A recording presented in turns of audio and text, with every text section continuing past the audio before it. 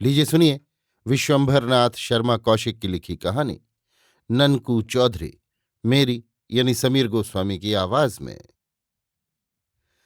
महाराज चाहे मेरा सर्वस्व ले ले हो, पर किसी जतन से इसे उठाए के खड़ा कर दे। जन्म भर आपका गुण मानूंगा। दिन के 8 बज चुके हैं। मंगलपुर ग्राम के अही टोले में एक कच्चे मकान के अंदर चारपाई पर एक रोगणी लेटी हुई है। उसके समीप दूसरी चारपाई पर एक देहाती वैद्यराज विराजमान है। सामने एक अर्धवयस्क व्यक्ति हाथ जोड़े खड़ा है। एक 12 वर्षीय बालक उस व्यक्ति की कमर पर हाथ रखे कभी वैद्यराज के मुख को देखता है और कभी अपने पिता के मुख की ओर ताकता है। चारपाई पर जो रोगणी पड़ी है वो इतनी दुर्बल तथा कृशांग हो गई है कि एक अपरिचित व्यक्ति भी प्रथम दृष्टि डालकर ही ये बता सकता है कि रोगणी को चारपाई पर गिरे हुए एक समय व्यतीत हो चुका है। वैद्यराज ने उस व्यक्ति के उपयुक्त वाक्य को सुनकर कहा, चौधरी, घबराओ नहीं, अच्छी हो जाएगी। 8-10 दिन की कसर और है। बुखार कम हो चला है, खांसी को भी आराम है। भगवान ने चाहा तो अब प्रतिदिन अच्छी होती चली जाएंगी। रोगणी के सिरहाने 3-4 स्त्रियां बैठी हुई थीं। उनमें से एक बोली, वैद्य जी, जैसे बने तैसे चौधराइन को अच्छी करो। भगवान आपका भला करें। अब तो आप ही का सहारा है। वैद्य, ईश्वर को याद करो, करने धरने वाला वही है। हमारा काम तो केवल दवा देना है, सो उसमें हम कुछ उठा नहीं रख रहे हैं। चौधरी, आप जो कर रहे हैं वो हमारा जी जानता है। रोए रोए आपको असीसता है। इसके पश्चात वैद्यराज ने औषध दी और उसकी सेवन विधि बताकर उठ खड़े हुए। चौधरी ने अंटी से निकालकर 1 रुपया वैद्य के हाथ में दिया। वैद्यराज विदा हो गए। वैद्यराज के जाने के पश्चात एक ब्राह्मण देवता हथेली पर तमाकू मलते हुए आए और द्वार पर से ही बोले, काहे चौधरी, का हाल है? ये कहते हुए ब्राह्मण देवता भीतर आए। चौधरी ने उन्हें देखते ही कहा, पालांगो महाराज। ब्राह्मण, आशीर्वाद।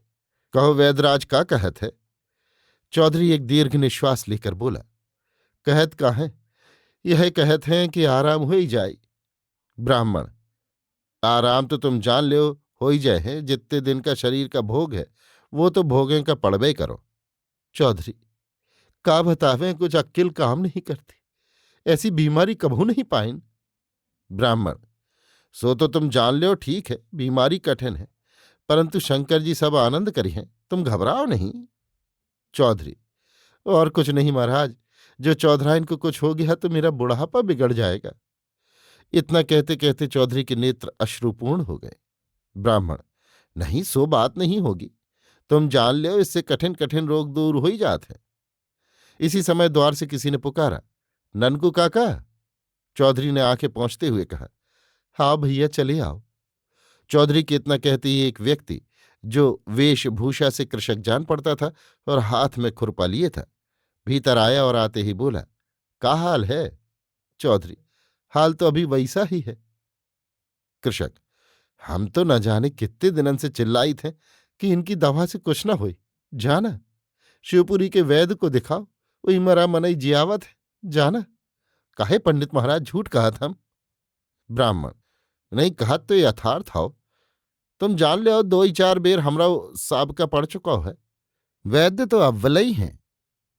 कृषक चौधरी से बोला, देखो पंडित का कहा थे। चौधरी, जैसी तुम लोगन की राय हो तैसा करन, हमार बुद्धि तो काम नहीं देती। तो उन्हों को दिखाए दो, नुकसान कहा है? काहे पंडित महाराज? ब्राह्मण, हाँ हाँ, दिखावे में तुम जान लो, का हरज है। चौधरी, अच्छी बात है, अब वहीं कौन को भेजे थे, बुलाई लाई। कृषक से, तुम कैसे जा रहे हो? कृषक, हम तो खेतवाने कावे जाई थे, जाना। चौधरी, तो वैसे से जरा रम चरना को पठे देना। कृषक, अच्छी बात है, अब वहीं भेजे थे। काका तुम घबराओ नहीं, वही अवते ही कौन ऐसी ही दवा दे हैं कि 2 ही 3 दिन में माँ चौधराइन तुम्हें रोटी बना के खवा देगी। जाना।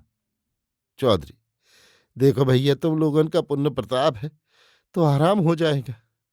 ब्राह्मण, आराम तो तुम जान लो, निश्चय करी के हो ही है। हाँ, हमारी ये बात याद कर लो।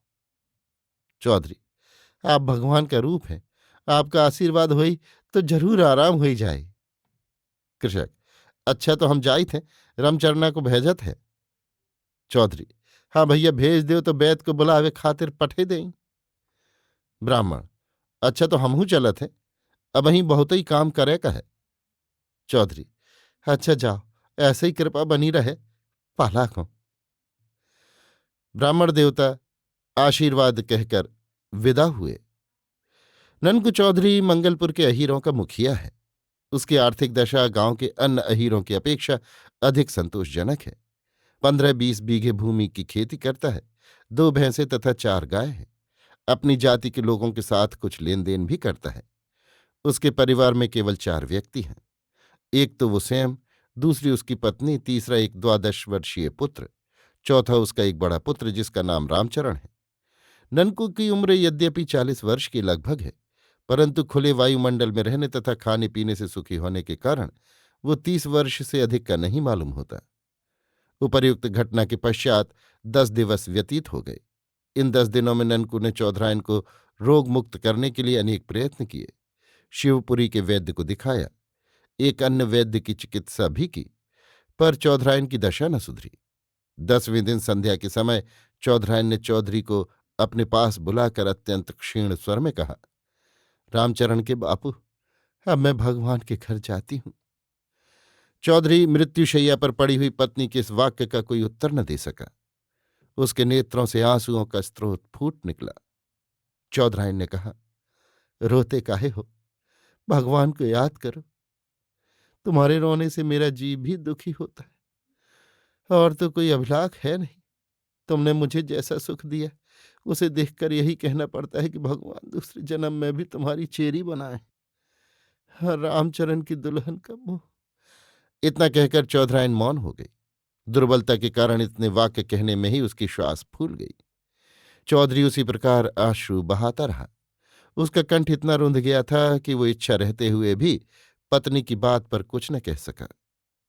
कुछ देर दम लेने के पश्चात चौधरायन फिर बोली, रामचरण की बहू का मुंह देख लेती तो सुख से भरती, पर इतना सुख भाग में नहीं बदा था। मेरे पीछे मेरे मैकू को अच्छी तरह रखना, उसे किसी बात का दुख न हो। रामचरण सयाना हो गया है, पर मैकू अभी बच्चा है, उसका ध्यान रखना। इतना कहकर चौधरायन पुनः मौन हो गए। चौधरी उसी प्रकार सिर झुकाए अश्रुधारा बहाता रहा। कुछ क्षणों पश्चात चौधरायन ने फिर कहना आरंभ किया, और तुम ब्याह कर लेना, ब्याह न करने से तुम्हें तकलीफ रहेगी। ये शब्द कहते हुए चौधरायन के रोग त्रस्त मुख पर विषाद की एक हल्की रेखा दौड़ गई।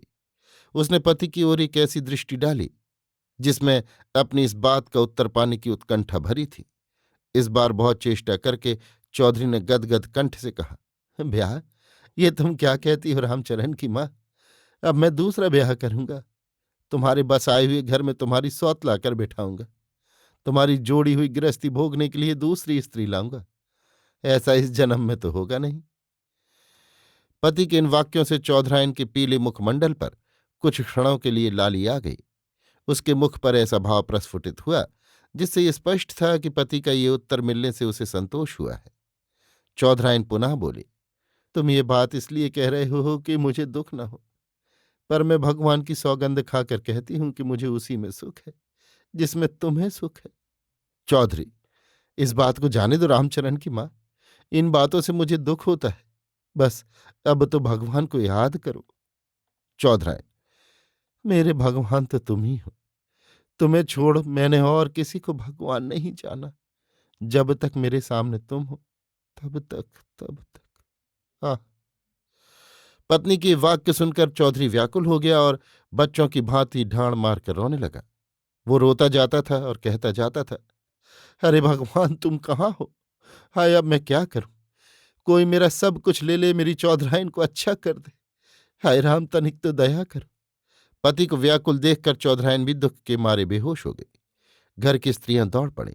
उन्होंने चौधरी को संभाला और समझाने बुझाने लगीं। उसी रात को चौधराइन का शरीरांत हो गया। चौधराइन की मृत्यु से चौधरी को अपने जीवन में एक विशेष परिवर्तन का अनुभव हुआ। एक पथिक जब सीधे मार्ग से भटककर निर्जन वन में पहुंच जाता है, तब उसकी जो दशा होती है, वही दशा इस समय चौधरी की थी। अपना पिछला सुखमय जीवन उसे इस समय स्वप्नवत प्रतीत हो रहा था। अपना घर, जो उसके लिए नंदन कानन से भी बढ़कर था, वही उसे इस समय काटने दौड़ता था। उसके स्वप्न में भी कभी ये बात नहीं आई थी कि उसके जीवन में कभी ऐसा विकट परिवर्तन होगा। उसे क्या मालूम था कि उसके सुखमय जीवन मार्ग का मोड़ उसे कंटकाकीर्ण वन में डालकर छोड़ देगा। आह, आज उसके नेत्रों में अंधकार है। आज भी भगवान अंशुमाली अपनी पूर्ण शोभा के साथ उदय होते हैं, परंतु ननकू को उनका मुखमंडल रक्त से सना हुआ प्रतीत होता है। आज भी ग्राम के पक्षीगण उसके घर की दीवारों पर आकर बैठते हैं और अपनी मधुर बोलियां बोलते हैं, परंतु ननकू को ये प्रतीत होता है कि वे उसकी चौधराइन के वियोग में व्याकुल होकर चीत्कार कर रहे हैं। द्वार पर बंधी हुई गाय जब रंभाती है तो ननकू समझता है कि वो उसकी चौधराइन को पुकारती है। उसके सामने जब कोई हंसता है तो उसे प्रतीत होता है कि हंसने वाला संसार की निस्सारता पर हंस रहा है। ननकू को आज ज्ञात हुआ कि किस प्रकार केवल एक प्राणी का अस्तित्व एक मनुष्य के जीवन को सुखमय बनाए रखता है, उसकी आंखों में संसार को प्रभापूर्ण रखता है, और उसकी मृत्यु किस प्रकार जीवन को दुखमय बना देती है, संसार को अंधकारपूर्ण कर देती है। चौधराइन की मृत्यु को 2 वर्ष व्यतीत हो गए। चौधरी के हृदय में चौधराइन की मृत्यु से जो घाव हो गया था, वो भी काल वैद्य द्वारा भरा जा चुका था। घाव भर गया था, परंतु उसका चिन्ह शेष रह गया था। वो चिन्ह, वो दाग चौधरी के हृदय में चौधराइन की स्मृति को स्थायी बनाए हुए था। इस बीच में चौधरी से लोगों ने दूसरा विवाह कर लेने का बहुत अनुरोध किया। अनेक माता पिताओं ने उसे अपनी कन्याएं अर्पित करने की उत्सुकता दिखाई। अनेक युवती विधवाओं ने उसका हृदय हरण करने की भरसक चेष्टा की, परंतु किसी को भी सफलता न मिली। चौधराइन की स्मृति चौधरी के हृदय की कवच बनी हुई थी, जिसके कारण किसी भी रमणी के नयन बाण उसके हृदय को विद्ध नहीं कर सकते थे। चौधरी ने ये व्रत कर लिया था कि अब वो किसी भी स्त्री को कामपूर्ण दृष्टि से नहीं देखेगा। इस प्रकार कुछ दिन व्यतीत हुए। शीतकाल की रात थी। चौधरी के द्वार पर अलाव लगा हुआ था और कुछ लोग बैठे हुए ताप रहे थे। चौधरी भी एक कोने में चुपचाप बैठा हुआ था। इधर उधर की बातें हो रही थीं। हठात एक आदमी बोल उठा, भैया ननकू, तुम अपना ब्याह करो न करो, पर रामचरण का ब्याह तो कर दो। घर में कौनो महरिया नहीं है, रोटी पानी की तकलीफ होती है। एक दूसरा व्यक्ति बोला, रोटी पानी की तकलीफ है और लड़का भी सयाना हो गया है। तुम लोगों में 8-8 10-10 बरस के लड़कों का ब्याह होता है, रामचरण तो 20 बरस का होने को आया। चौधरी मानो निद्रा से जाग कर बोला, हाँ भाई, ये तो तुमने ठीक कहा, ब्याह तो अब जरूर हो जाना चाहिए, मुझे इसका कुछ ध्यान ही नहीं रहा। तीसरा व्यक्ति, ध्यान कहाँ से रहे, साल भर तक तो तुम्हारे चित्त ठिकाने नहीं रहा। दूसरा, भैया ब्याह काज तभी अच्छा लगता है जब घर में कोई करने धरने वाली हो। यही से तो कहो थन कि ननकू भाई पहले अपना ब्याह कर लें तो सब काम ठीक बन जाए। चौधरी एक दीर्घ निश्वास लेकर बोला, हमारा ब्याह तो अब चिता के साथ होगा। तीसरा, अच्छा ब्याह ना करो ना सही, कौनों का घर बैठाए ले, बिना महरिया के घर की शोभा नहीं बनत। चौधरी, रामचरण का ब्याह हो जाएगा तो घर की शोभा हो जाएगी। चौथा, तो फिर झटपट कर डालो। चौधरी, अब आज ध्यान आया है, अब हो जाएगा। तीसरा, हमरे मसाने यानी नंदसाल मां एक लड़की है, कोई 15-16 साल की, देखे सुनामा नीक है, घरऊ अच्छा है, 10-12 बीघा की खेती होत है, गैया भैंसियां हैं, तुम कहो तो बातचीत लगाई। चौधरी, हाँ हाँ जरूर लगा, अब आज से मुझे भी रामचरण के ब्याह की फिक्र हो गई। पहला, हमारा राय तो यही हती कि ननकू भाई पहले अपना ब्याह करें। चौधरी, अरे क्या बेर बेर वही बात कहते हो, मैं ब्याह करूं, इस उम्र में ब्याह करूं तो लोग क्या कहेंगे, और फिर मुझे चौधराइन सी औरत मिलेगी कहाँ। चौथा, औरत तो अब बल नंबर की थी, इतने दिन हो गए हमने कभी उसका मुंह नहीं देखा, जब बाहर निकलती तो मुंह ढांक कर। तीसरा, और भैया दया बहान भी बड़ी हती, देखो उसका पीठ पीछा है, पर बात जितनी होगी उतनी ही कहेंगे, कभी कोई चीज मंगाई कभी ना ही नहीं की, हुई तो जरूर ही दे दी। पहला, मेहनत कुछ कम हती, घर का सब काम अकेले करत रहे। चौधरी, एक दीर्घ निश्वास छोड़कर बोला, 2 गैयों और 2 भैंसों का दूध अकेले मथती थी। आदमी न होए तो चारा पानी भी अकेले दे देती थी। हम मर्द होके उसके बराबर मेहनत नहीं कर सकते थे। चौथा, ये बात तो सच्ची है, वैसी औरत मिलना कठिन है। तीसरा, धर्मात्मा बड़ी हती। दूसरा, एक दफे हमारा लड़का बीमार हुआ, भैया मैं तुमसे क्या कहूं, उसने ऐसी सेवा की जैसे उसी का लड़का हो। ऐसी धर्मात्मा औरत होना कठिन है। चौधरी, हाथ इतना खुला हुआ था कि घर में 10-10 सेर, 15-15 सेर दही और मट्ठा होता था, पर किसी किसी दिन हमें और लड़कों को चीखने तक को नहीं मिलता था। सब बांट देती थी। पहला, वो परमेश्वर का अंश हती, तभी तो चली गई। परमेश्वर जी का प्यार करा थे और का जल्दी बुलाए लिए थे। चौधरी, सच बात कहते हो, हमारे बड़े भाग थे जो हमारे घर आई, नहीं भला वो हमारे घर के लायक थी। तीसरा, तुम्हारे लायक नहीं हती तभी तो चली गई। चौथा, उस जन्म में उसने कोई पाप किए होंगे, इस वास्ते अहीरों में जन्म लिया, नहीं वो इस लायक थी कि किसी राजा महाराजा के घर जन्म लेती। चौधरी एक लंबी सांस लेकर बोला, यही बात है। एक बात हो तो कहूं, उसकी सभी बातें अच्छी थी। वही बातें याद कर करके तो कलेजे में हूक उठती है। तुम लोग कहते हो ब्याह कर लो, किससे ब्याह कर लूं, उसके तो कोई पैरों की धूल भी नहीं। इसी समय पर रामचरण भी आ गया। उसे देखते ही एक व्यक्ति बोला, आओ भैया रामचरण आओ, अच्छे बखत पर आए।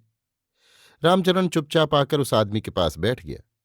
रामचरण एक सुंदर युवक था। खूब पुष्ट तथा गठीला शरीर, खुलता हुआ रंग, खुले तथा स्वच्छ वायुमंडल में रहने के चिन्ह स्वरूप गालों पर लाली, नेत्र बड़े बड़े और यथेष्ट काले थे। छोटे छोटे बालों की काली मूछ ने उसके पुरुष सौंदर्य को पूर्णतया विकसित कर दिया था। रामचरण ग्रामीण पुरुष सौंदर्य का एक अच्छा नमूना था। अलाव में से उठती हुई अग्निशिखाओं के प्रकाश में चौधरी ने रामचरण पर दृष्टि डाली। पुत्र को देखकर चौधरी के उदासीन नेत्र प्रेम तथा गर्व से भर गए।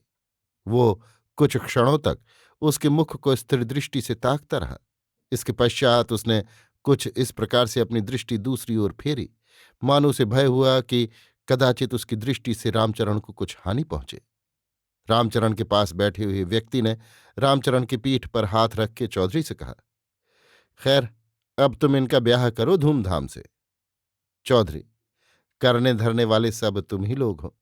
मैं तो इसकी महतारी के मरने से अपाहिज सा हो गया हूं, और धूमधाम काहे की, अब तो खाली एक रस्म पूरी करना है। हाँ, आज इसकी माँ जीती होती तो। इतना कहते कहते चौधरी का कंठ गदगद हो गया।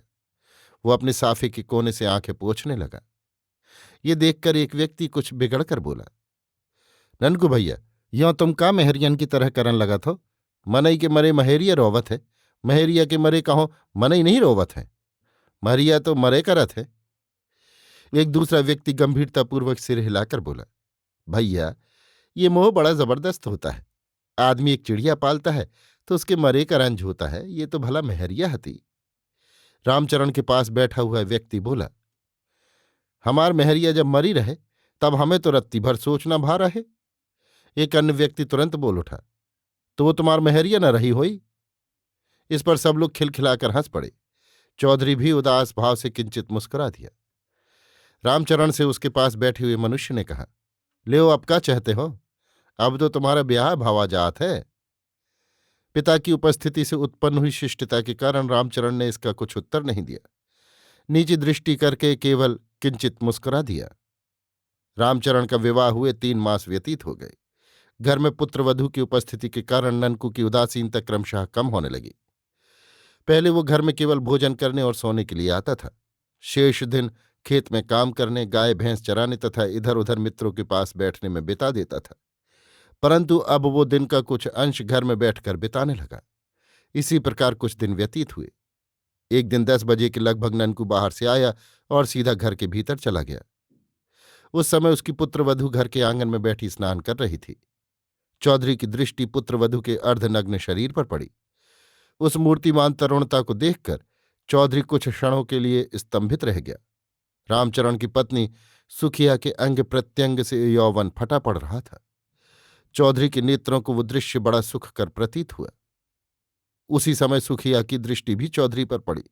उसने चमककर अपना शरीर वस्त्र से ढांक लिया। ननकू तुरंत दृष्टि नीची करके वहां से हट आया। उसी दिन से पुत्र वधू के प्रति ननकू का व्यवहार अत्यंत नम्र तथा उदार हो गया।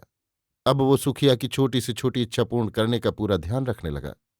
पहले उसका अधिकांश समय घर के बाहर व्यतीत होता था, परंतु अब घर में व्यतीत होने लगा। उसकी ये दशा देखकर उसके शुभचिंतकों को प्रसन्नता हुई। उन्होंने सोचा, लड़के का ब्याह हो गया, घर में बहू आई, अब ननकू को पुनः घर गृहस्थी से अनुराग उत्पन्न हो चला। उसके दोनों पुत्रों ने भी पिता की इस दशा परिवर्तन पर संतोष प्रकट किया। एक दिन रामचरण ने किसी अपराध पर सुखिया के 2-4 तमाचे जड़ दिए। पुत्र के इस कार्य पर ननकू बहुत बिगड़ा। उसने आरक्त नेत्रों से रामचरण की ओर देखकर कहा, काहे तूने दुल्हन को काहे मारा? रामचरण नम्रतापूर्वक बोला, काम खराब करेगी तो मारी ही जाएगी। ननकू, काम खराब किया तो क्या हुआ? अभी नासमझ है, जब उसे ज्ञान हो जाएगा तो कभी काम खराब न करेगी। औरत पर कोई हाथ उठाता है? आज से पीछे जो कभी हाथ चलाए तो ठीक ना होगा, समझा? रामचरण ने इसका कोई उत्तर न दिया, चुपचाप बाहर चला गया। रामचरण के चले जाने पर ननकू ने पुकारा, दुल्हन, ओ दुल्हन, यहां आओ। सुखिया घूंघट में मुख छिपाए लज्जा से सिमटती हुई ननकू के सामने आकर खड़ी हो गई। ननकू ने एक बेर उसे सिर से पांव तक देखा, तत्पश्चात कहा, काहे उसने तुझे काहे मारा?